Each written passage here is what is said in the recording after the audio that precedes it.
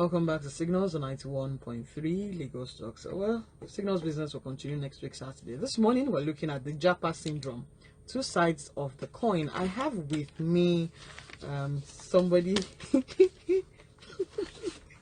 I made sure that this had to happen.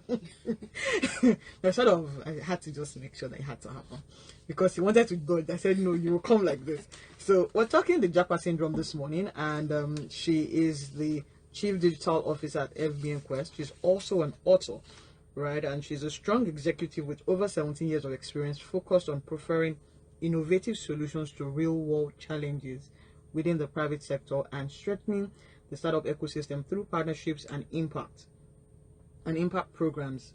Well, it's long, but I'll pick one. She launched an accompanying learning curriculum which is designed to prepare students for life, work after school, and navigating an interconnected and global society. She top 40 CEOs under 40 is long, all right? We're looking at so I'm looking at all the things that is catching my attention. Everything is catching my attention, right?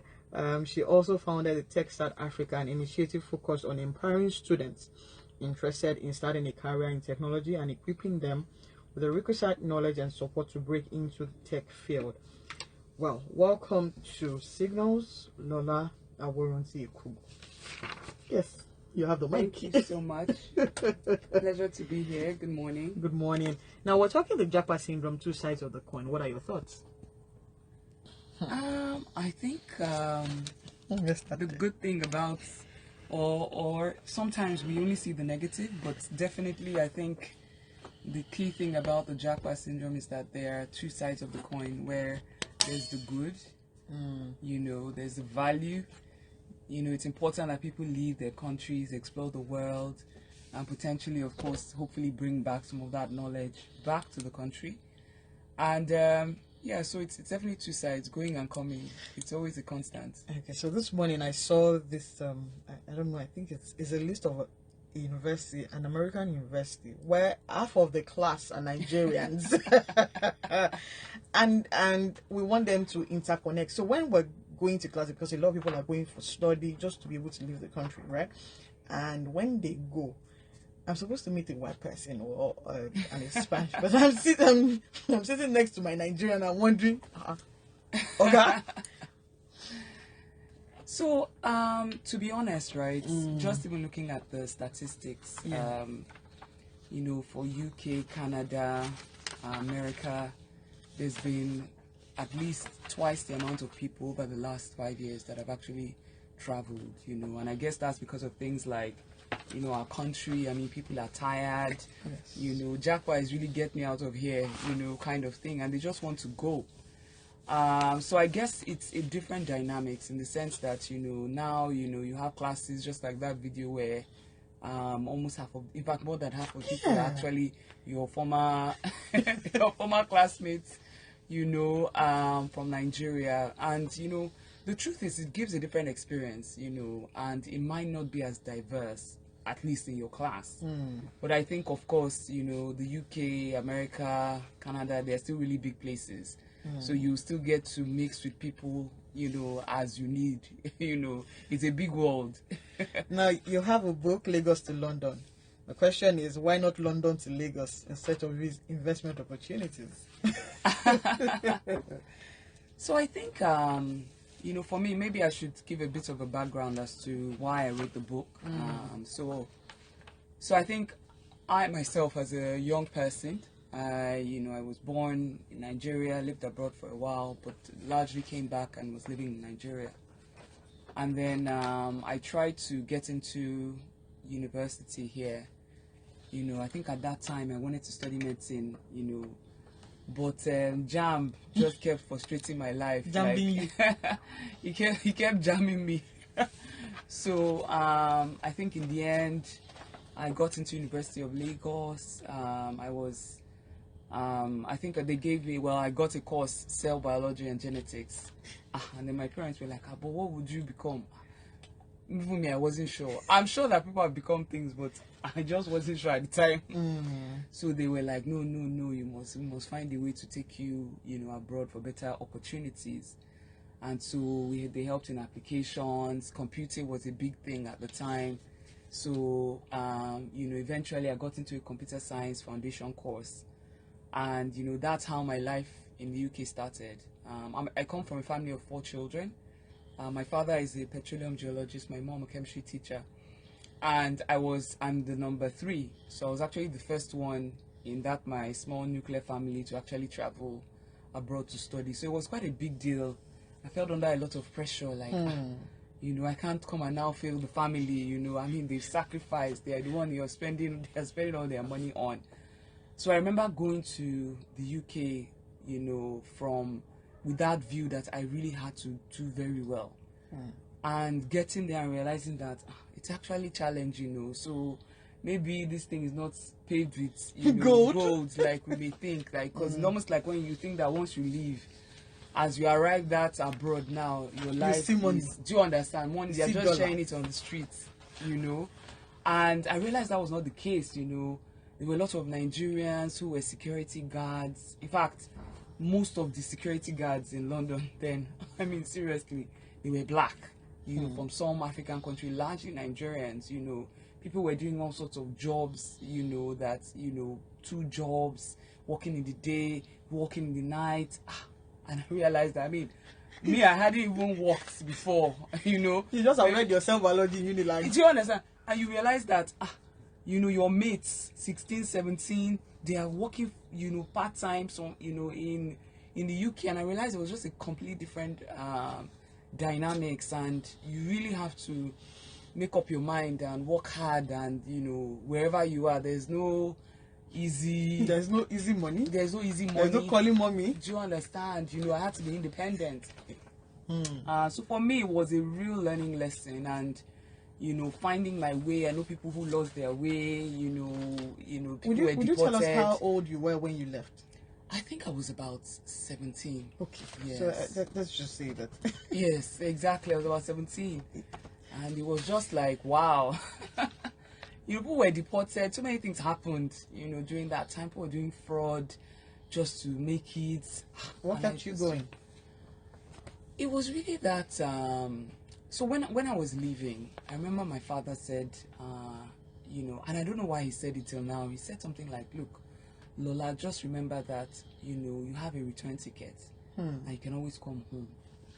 I think, that really, really took me through the tough times, because 1, I had made up my mind I was going to do well, and 2, I knew that there was an option to come back, that all was not lost, and I think that those 2 things really kept me going. Of course, family support, coming when they could and things like that really helped me, but it was a tough one. It was a tough one.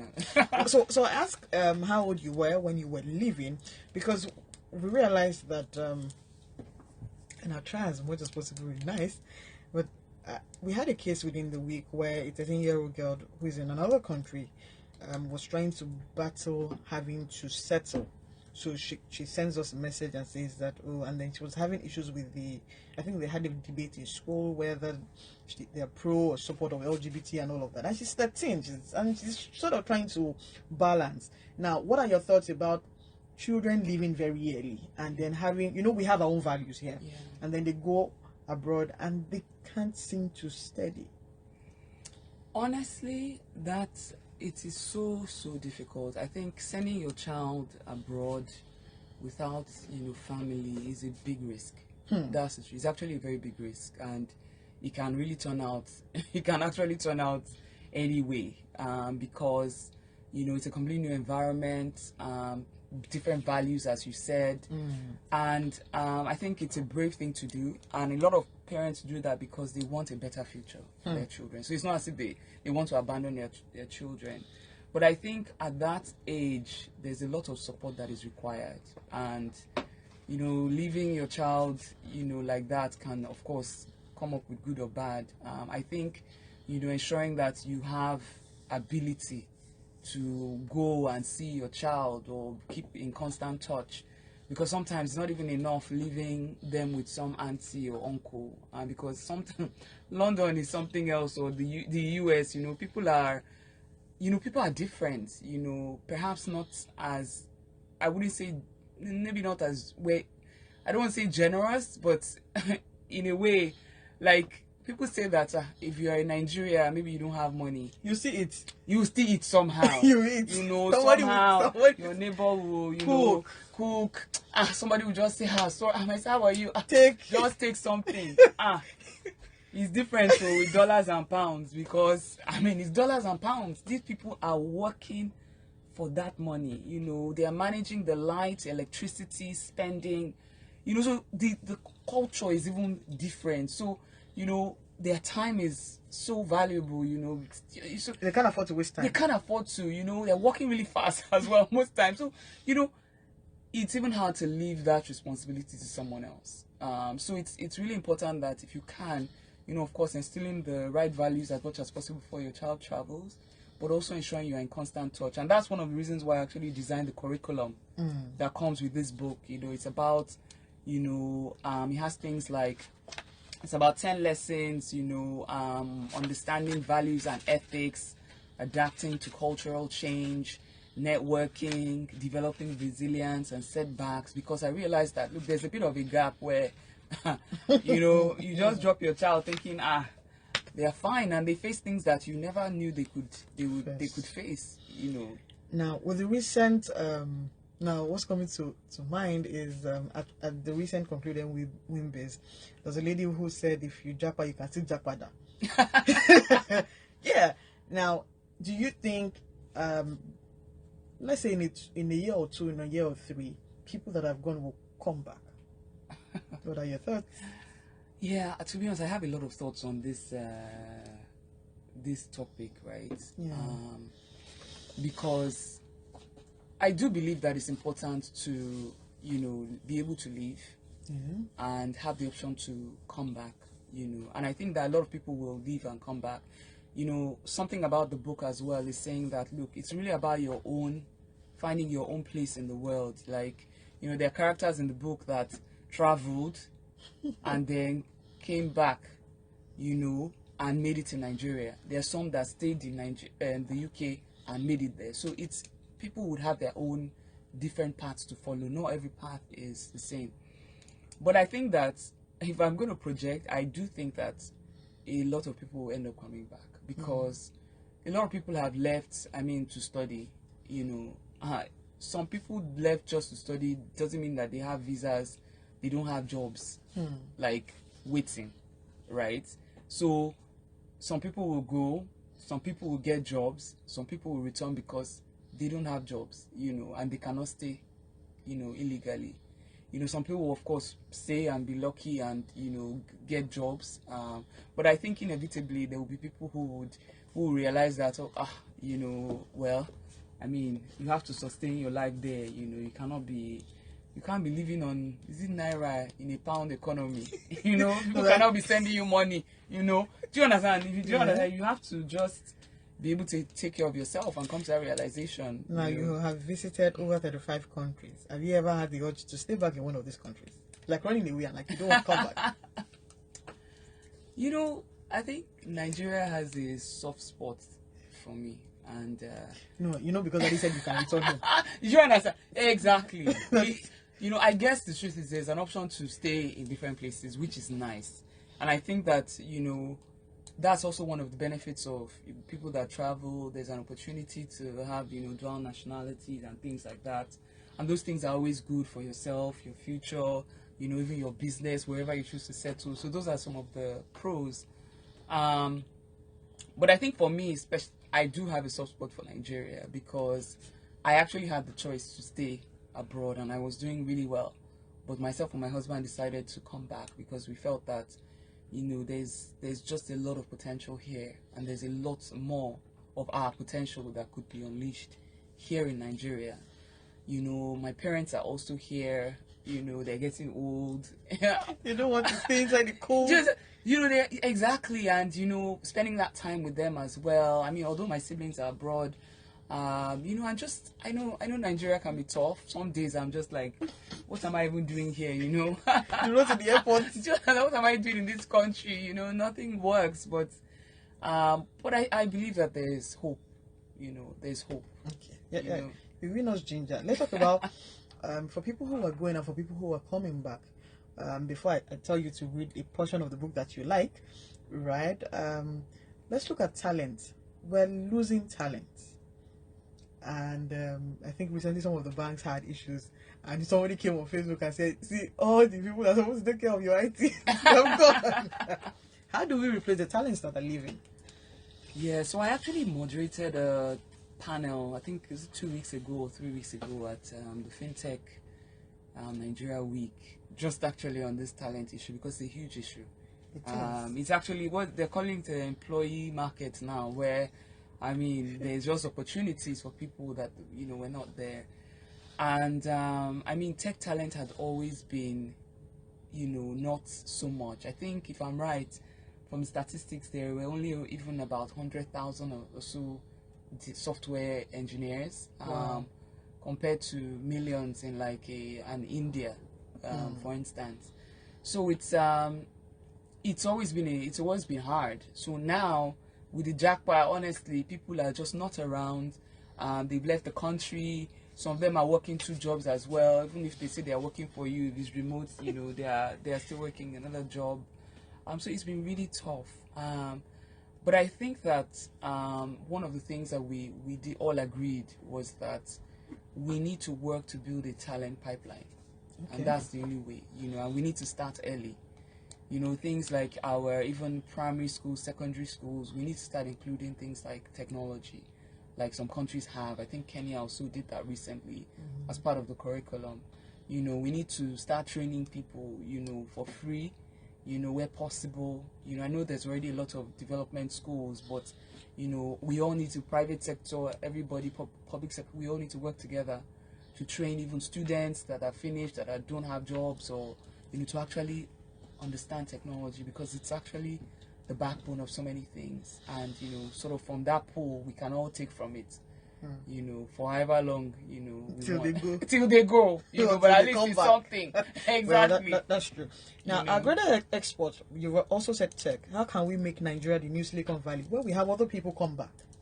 Yeah, I think, you know, a lot has to do with our economy, and, you know, our economy is exactly Tony on his own. Do you understand? And, you know, we have to also make Nigeria attractive for people to come back. If not, they are not going to come back. You know, it's hard to do business in Nigeria, and I know we've been working on our doing business in Nigeria index, but, you know, if, you know, there's insecurity, you know, no, you know, way you can even no accountability, you know, you can't hold people responsible for things. I mean, people are hungry, you know, it's just very difficult to make things work. You know, the currency devaluation is another. It's back to back. You know, who wants to work for naira when you can be any dollars?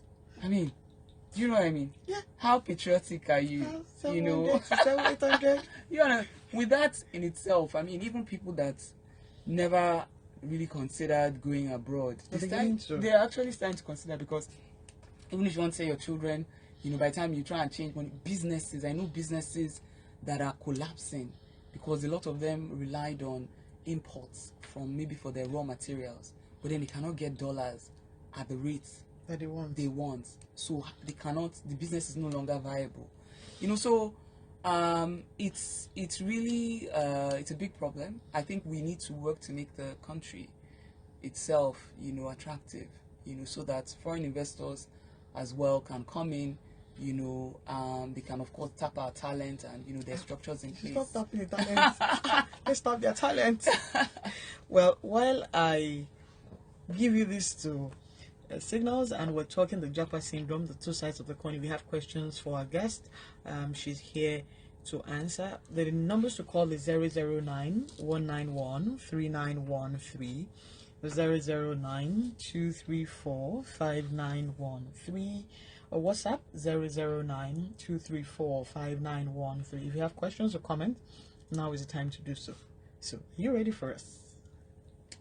I think so. Okay, yeah. Look for the one that you like. Okay.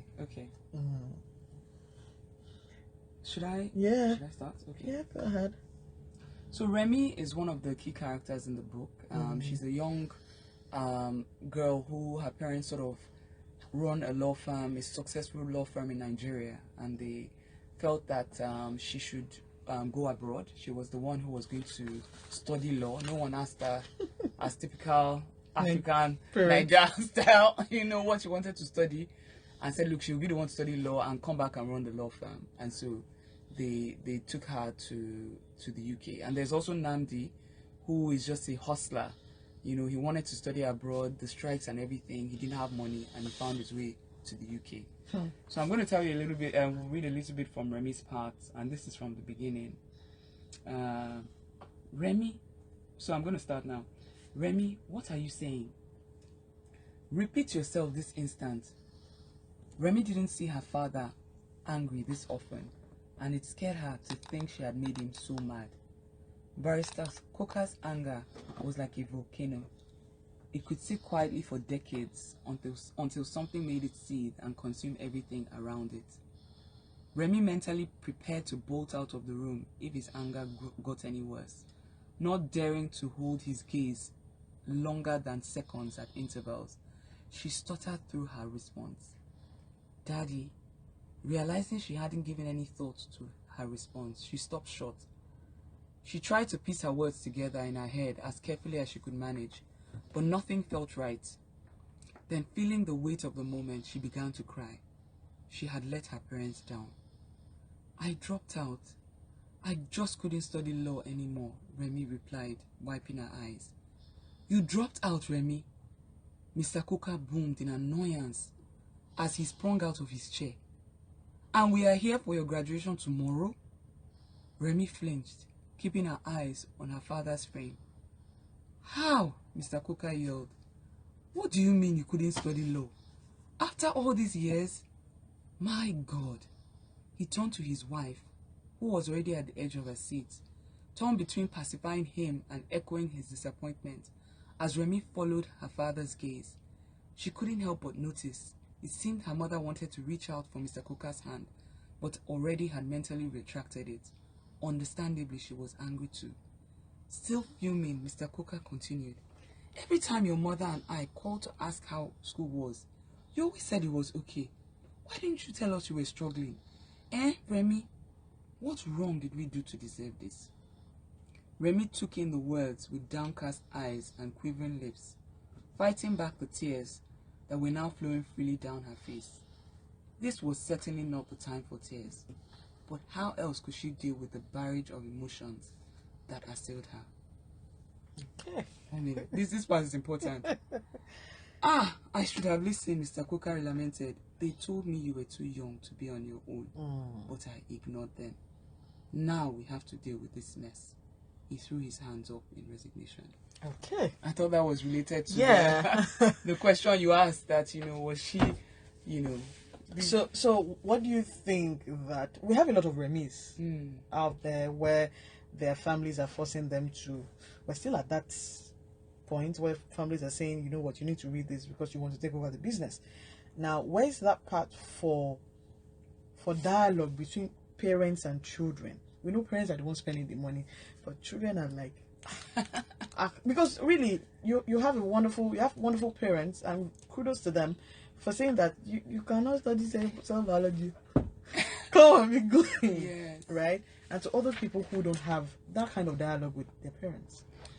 Yeah, so I actually do a lot of work with schools, and I go to schools. They invite me to talk about things or introduce the curriculum, and honestly, the most popular question I get is, I want to study this, and my parents are saying I should study this. And even when you look now at this, just the last generation that has come, you find that a lot of people started studying something, they stopped halfway, then they resumed another thing, or they studied it and then they left it. Just so many different things. So I think it is so important that, given what is happening now, I mean, the dynamics has changed. The world has changed completely. Honestly, look at their footballers, singers, making more money than, what is it we really want? What is success? I think the definition of success has really changed. It's no longer you need to be a doctor or a lawyer, what are them, accountant and engineer. I think that's about it. That's no longer just the definition of success. There's so many, definitions of success, and parents need to really be more open to really actually listening, and finding that joint place with their children. And I think that's what it is, that dialogue. Sometimes I say to kids, like, if you cannot find somebody, parents are not listening. Is it possible? Can you find somebody in your family that they listen to, and bring it to them so that you can, if possible. The way you're trying to pacify me, and I'm here looking, and I'm looking at a man who is saying, I'm the one that I gave us. I'm the one that is paying for your school fees. I don't understand. Is it because that I give you that you must study? Yeah. Well, not listening to the children, and then they end up like Remi, having to drop out. And then I realized that by the time they go abroad and they can't seem to find their balance, they can't call home because home is still sending money. Yes. So, what do we do? No, we have to find the balance. So, I even on this law thing, I was talking to, I think, another writer, and he told me that he actually, his father, was his own story. I didn't know him before. It was his own story, and he actually dropped out. He struggled. He lost it. Say, went into depression, because of these things. So, that dialogue really needs to be there, and I think it starts from the fact that we all want the same things. Your parents want you to be successful. You want to be successful as well. So how do you find that balance? And really, it's really about that dialogue. I do understand that, like for me, I actually studied technology, and I love what I do, but I always had a flair for writing, and today I'm still, You're doing both. I'm doing both. So I also realized that in life, the way the world almost trains us, we almost think that we are just one thing. But are we really just one thing? I don't think so. I think we are so diverse as people, and we have the ability to do so many things. So my brother is a medical doctor, he's a pediatric surgeon, but he also has an app. Do you understand? It's not. Your biology went well. Now, what challenges did you face in creating this wonderful work of art? Because it is. Why did you decide to write Lagos to London before I say London to Lagos? Don't worry, maybe that's coming in future. I think for me it was really time. I think that's what, time is finite. Time was a big issue because I have a busy job, family, just life in general is happening, and how do you find the time? I had to make a lot of sacrifices. I had to train myself, so I went to school to learn about creative writing as well, because I realized talent was just not enough. Learning the industry as well, I didn't know it. I had to read a lot, try and meet people, talk to people to find out, okay, how do I do this? How do I do that? And then even when it now came to even launching the book, I remember being a little bit scared that everybody knows me in technology. How would I come out, as a writer as well? But, these are things that I had to just, overcome, and I guess I learned. And I guess friends, family support, was very critical. Are you going to really name this part? I'm interested in name this part. So we sort of do a balance. The signals on 91.3 while she's looking for this part. Now, we have a question. Lagos talks, it will be difficult to stop the Japa because it's now a measure of success and status. What are your thoughts? Somebody just sent us a message. It's now Japa. If you don't Japa, you're in trouble. Because it's beginning to look like that. So, let me read it again. Lagos talks, it will be difficult to stop the Japa because it's now a measure of success and status. Yeah. To be honest, right, I'm not preaching against stopping Japa, right? I feel like have dual personality. Exactly. You have options. Passports. If you can, why not? You're more diverse. You can provide, even in China, I remember there was a time they tried to stop mass emigration and change their minds. Now, almost all the people that went to China, a lot of them have come back to their country to develop it and make it better. Do you understand? Sometimes it's good to see the world and bring back value. But me, I'm just against really doing what is not in your power. Or do you understand? Like, there are a lot of things happening now. Just as he said, there's a lot of pressure on people. Like, if you don't go, are you still here? Yeah. What are you doing? What are you doing here? I've had that. There was a time it was almost like peer pressure. Yes. Where And I'm like, I'm not ready now. You would you leave me? Yes, exactly. And we must, I think this is where, this part I keep talking about finding your own vision, your own path is critical, because don't follow people into a pit. Do not follow people into a As pit. soon as we enter the plane. I've seen all sorts of things where, as I said, people are deported, staying, they cannot even travel. I've seen people who have moved to the UK and even abroad and, decided that they were going to stay illegally until today, 10 years later, they cannot step some of those countries. Even their kids, are affected by these things. I personally am inspired by people who, life, maybe they didn't have the opportunity to travel and have made some really amazing things of themselves where they are. And I know quite a lot of, those people, they've turned things around. Like when I was doing the Lagos to London launch, the virtual one, I had Oduayo of Piggy Vest come. Yeah. And she talked about how she was trying to travel and it was challenging and she didn't, couldn't, go. I think she was trying to go to school. And then I think she studied here. I mean, look at what she's done with the Piggy Vest. It's one of the biggest. Absolutely. Exactly. Like, for me, those stories are, really amazing. And I think people need to talk about these stories. I think people need to talk about the fact that when they went, it wasn't easy. And I realized that people don't say that. Even those days when you are there, you just call them, how is it over there? Man, this place is amazing. Meanwhile, do you understand? They are working in a supermarket, stocking shelves in the night. And you are working in a bank. At least you are developing your brain. Do you understand what I mean? They are actually stocking shelves, and you will never know until you get there. Maybe you now want to stay with them. But they don't come to pick you at the airport. Or they don't come to pick you at the airport. You realize that they don't even have a car. They don't drive. I mean, not everyone drives, but they don't even have that. They don't have financial, the life put together. Exactly. So, I think, don't believe everything you hear. A lot of these things are not true.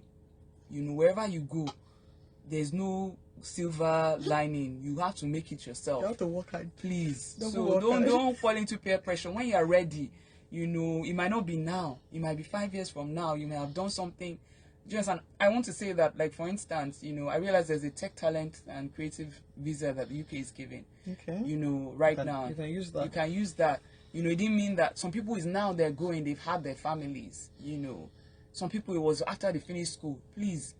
Some people are now coming back or things like that. So it's all about your own life. Please don't follow somebody else's. Your life, say don't enter one chance. You just don't enter one chance.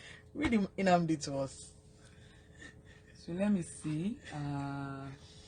If you have questions, comment WhatsApp 009-234-5913. Call us 009-191-3913. We're talking Japa Syndrome. 2 coins, 2 sides to a coin, with Lola Warranty Kubo. Well, have you seen Inamdi's story? I think I have, just a little bit. Okay, are we ready? Yes. So, while Namdi loved his family dearly, he didn't like the hand life had dealt him, and he began to extend his frustration to his father, with whom he regularly butted heads. Secretly, he blamed his father for their cruel fate, often thinking about how a different investment decision would have saved them from penury. Individually, both Okonkwo men nursed their frustration. Namdi for being home while his mates had graduated, and Mr. Okonkwo for what life had now become. To get away, Namdi often spent time at a nearby cyber cafe. There, through Yahoo News, he acquainted himself with news about the United States and United Kingdom, and as he often searched for what he would need to relocate there, he needed a way out. Their life had completely changed. Even their friends had trickled down. Perhaps it was the trip from Victoria Island to Isolo that discouraged their visits. But even his parents never made any efforts to visit. Anytime Namdi had made requests to his father to visit his friends, his father became visibly angry. These realities haunted Namdi and his siblings. The life in front of them was so different from the one they once knew. Their past life was bright and their future bleak. After secondary school, his education was delayed because of a series of unfortunate events, leading him to sit for the joint, that's JAMB exam, twice before finally securing admission. The first time he wrote JAMB, he had passed the cutoff mark, but did not find his name on the admission list for a selected university. When he was finally admitted to study electrical engineering at the University of Port Harcourt, ASU declared an indefinite strike. Like the one they just concluded. Exactly. So, Nandi was a very, I think, heartfelt story because he was a product of what was just happening. In fact, I remember there's a part where he says, was dreaming now so expensive? Too expensive. So, life was just happening. Nigeria was happening to him. So you have to read the book to find out the rest. What happens to him? Did he make it? How did he make it? You need to write London to London to. There's a sequel. Okay, coming up. Okay, so we're expecting that. How do we get the book for people who want to? Okay, so the book is available on www.lagostolondon.com. Okay. You can get it there, or you can get it in different bookshops. It's at basically most bookshops in across Nigeria. When you look at that book, what does it do to you? I feel happy. Okay. I think it's a dream realized. So always. Did you ever had to write in traffic? I was mostly in the UK when I started writing. Actually, I used to wake up very, very early in the morning to write, like very early, before going to work, or on Sunday mornings. Did you have to do double jobs? To work in two places. I think during summer as a student, actually there was a time in London I was doing double jobs and I became very sick. What did Daddy say? In fact, let me say, if I tell you this story, I don't think my parents know till today, so I hope they're not listening. Daddy did double jobs. Let me report. My father had sent me money for a laptop, and I had now used half of the money for something else. They now said they were coming to the UK, and my father knows gadgets. He was coming to UK from UK that summer, and I was like, "There's no way he will not know." And I couldn't buy less spec because he knows laptops, and he has already said this is a good spec. See, I started doing two jobs, one full time during the week during that summer, and then one on weekends. And to be honest, I actually felt very sick. Did you get the laptop? I got the laptop. I never told my friends anything. You're hearing it for the first time. Now, with many, before my time is up, with many Nigerians in the tech space, what are your predictions as regards to the future of tech and digital economy in Nigeria? Okay, so I'm very passionate about what I do on the digital space. I think technology is just critical to running anything, and it is the future. I think that it's only going to it's not going anywhere. The demand for technology talent is going to increase as we continue. I think we'll be forced to do more, in terms of our pipeline, to make ourselves competitive as a global nation. And I think as we sort of look within and see how, everyone can play a part, private, public sector, to actually build on this technology and digital space, I think then we'll start to see, an improvement in, the value that digital can bring to our economy. Okay. I want to quickly go back to the curriculum, changing the curriculum. How has it affected the students that you're working with? I think, so far, it's been so beautiful watching with some of the schools that we have put in this curriculum. Because as I said, it's, in schools, a lot of schools, they're just talking about, how it is in Nigeria, we're so academic. Over academic, certificates, you've done your maths, what did you score? 90%. But then these skills are so critical, because what you have is, if you have 10 people that all score 100%, how does one stand out? Is really now falls on the soft skills, right? Where, you know, they've been able to groom themselves, you know, they're able to lead themselves, you know, understanding values, you know, carrying themselves well, you know, making impact, you know, and I think that's what the curriculum has been doing, and we've been getting also just talking about, well, this is such an important topic, you know, helping them go through difficult points, you know, learning, you know, because we do scenario-based things. If you were Namdi and this happened, what would you do? And you find, you know, different thoughts, and some very intelligent, and, you know, some in the other direction, and it's just working together and working together. You know, but you could do this, and maybe you could do this kind of thing. So we've seen a lot of, I think, good feedback, and students who I think will be able to lead themselves, you know, in future. Yes. Okay. I have a message from WhatsApp, and it says, "Are just really waiting for skilled Nigerians who can relocate. Does it work that way? It feels good to be true." Ima from Lagos. Oh, are jobs really waiting for? Yes, are jobs really waiting for skilled Nigerians who can relocate?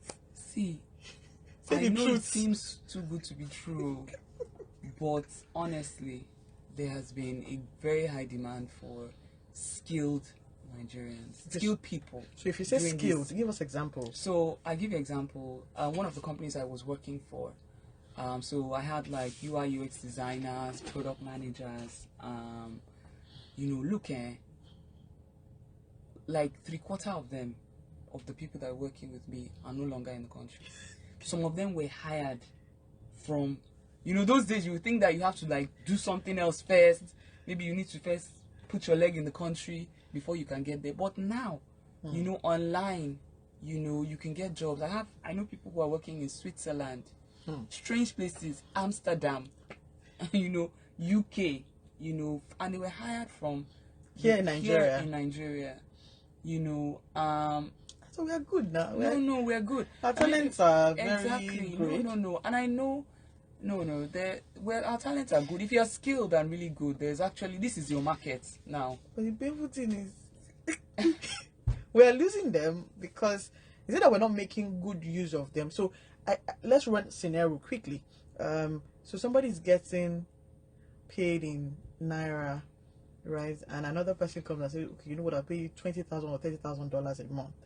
Can a Nigerian beat that just to be able to keep that talent? Because I'm looking at how do we retain them, even with the amount of perks. It's very expensive for businesses, and that's the truth. I'm hearing businesses, and some of them are setting up companies abroad as well, so that they can sort of still manage their Canada people and all that. But it's actually very expensive.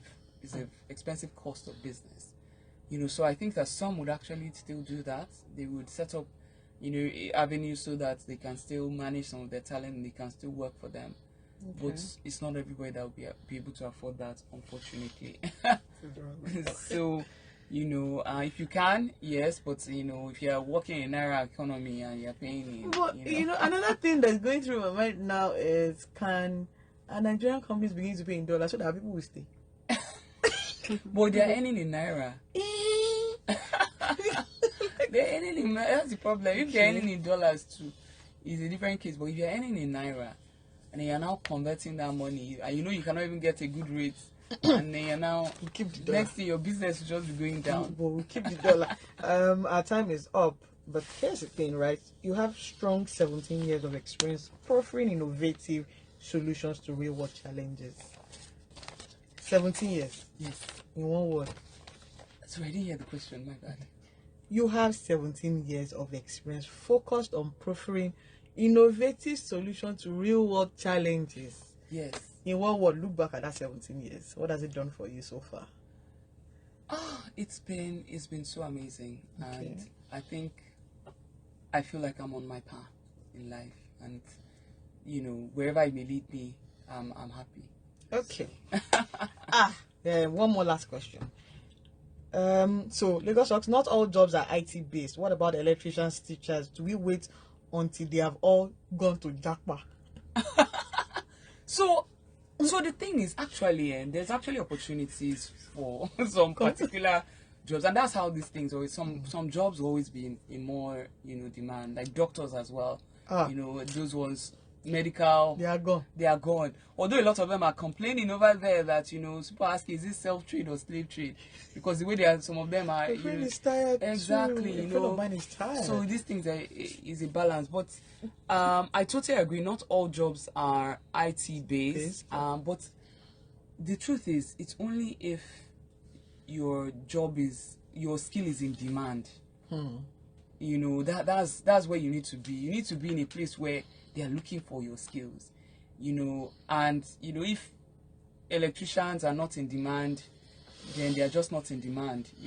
Do you understand? If teachers, I think teachers will be in demand. To Very be honest, exactly. Okay, very soon. Yeah. My time is up. Before they send me another question, before Kayode comes to look for me, thank you so much. Thank you so much for talking to us about Lagos to London. Well, I'm expecting London to Lagos very soon. To everyone who has called in and sent a message, thank you so much. And to the 2 people that came to join me this morning, thank you so much. So we'll come your way again next week, Saturday. And then one more thing, and I'm going to take a word from what your dad said. It's okay for you to come home, I think. So that when we tell people that just come back when you are ready, so that they will not feel as if there is no home to come back to. Please come back home. Please come back home. If it's difficult, just come back. Come back and come and take get the sun. Some air. Take the Nigerian sun. Life is not that hard. Create opportunities for people because people keep creating. Have a wonderful week and God bless. Okay. I'm not coming back home. It's people like you that will go now. You see, after like 5 years, you're like, man. No, I'm missing Nigeria. I'm missing from far. Thank you.